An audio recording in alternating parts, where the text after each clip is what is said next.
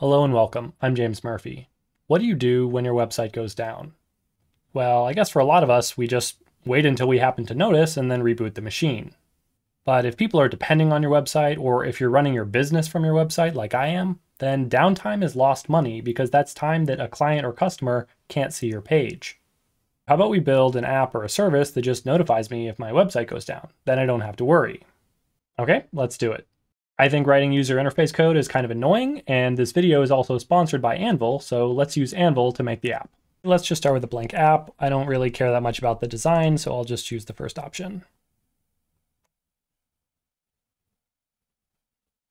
Let's go ahead and rename the app. Very descriptive, I know. Here we have our first form. This is basically the front end of the application. Let's go ahead and just drag the title label on there. Call it title. Since this isn't going to change in our code, I'll just put the fixed text down here. Let's start out with just a button that's going to populate a label. I'll just call it the run button.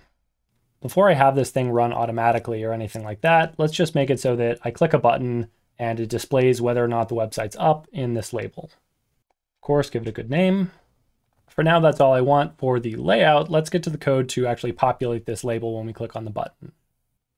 So I didn't write any of this code. It seems to sort of automatically populate and do some imports based off of what you drag and drop and what it thinks you're going to be needing. You can turn that off if you want, but I'm not super familiar with Anvil yet, so I'm going to go ahead and keep it on and see if it makes good suggestions. It looks like if I go back to the design panel and click on the button, then I can click this button to add code to be run when the button is clicked.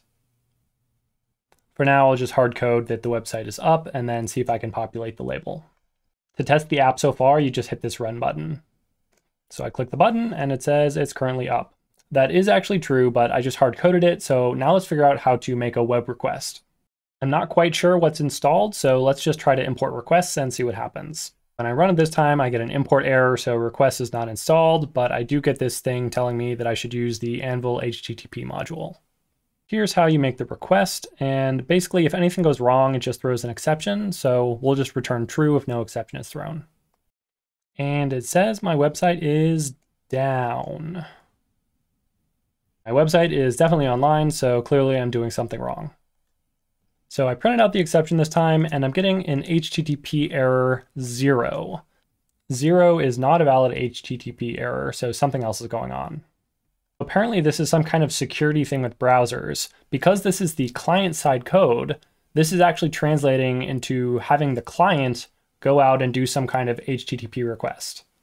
Apparently a lot of browsers block this functionality for security reasons. The solution is to do this request on the server side instead. So let's figure out how to make some server code. On the left-hand side, we can clearly see client code and server code. So I guess I just need to add a server module. And while I'm at it, I gave these things better names.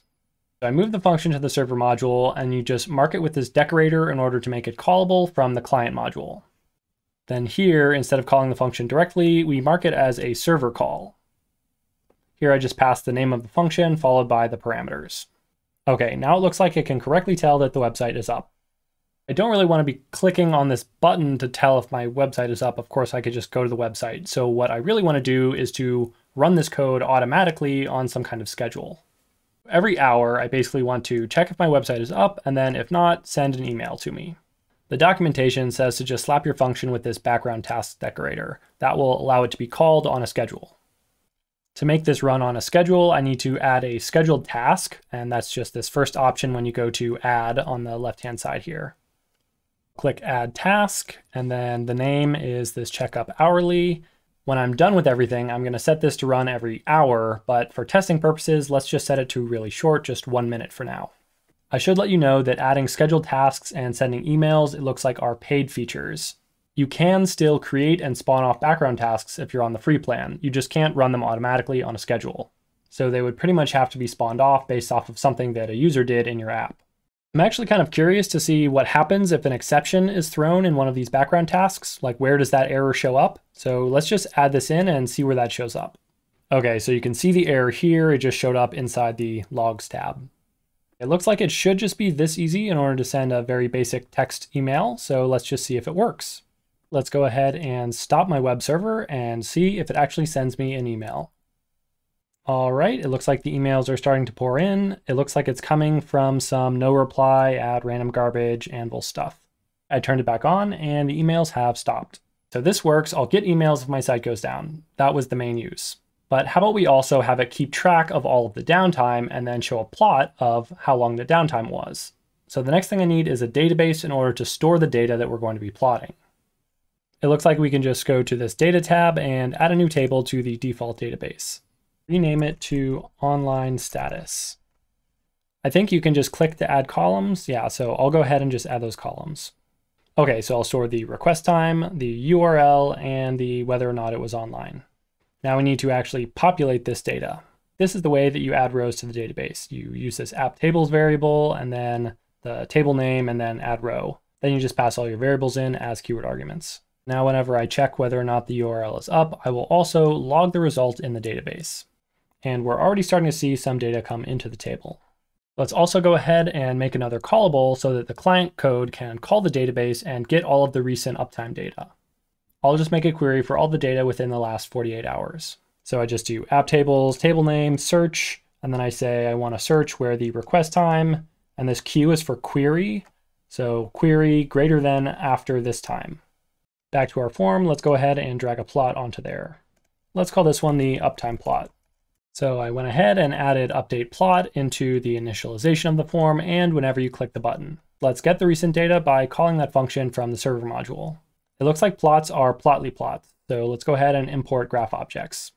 Then we just go ahead and set the plot data to a scatter plot with the data in it. And indeed, it is showing me that for the 4 or 5 measurements that it has taken, the website has been up. Let's go ahead and put the website down again and take a few more measurements. Check now, check now, check now. And then after I put the website back up and check a few more times, then we see that it goes back up to 1. That's pretty much all the functionality that I had in mind. I'm going to call this app done. So let's go ahead and publish it. I just go up here and click this publish. Then I just hit add public URL. It looks like you can actually change this, but that's a pretty funny name, so I'll just leave it. Check out honoredvelvetychicken.anvil.app. And it's online. Once again, thanks to Anvil for sponsoring this video. And as always, thank you to my patrons and donors for supporting me and helping me grow my channel. Don't forget to leave a comment, share with your friends, and slap that like button an odd number of times. Thank you for watching.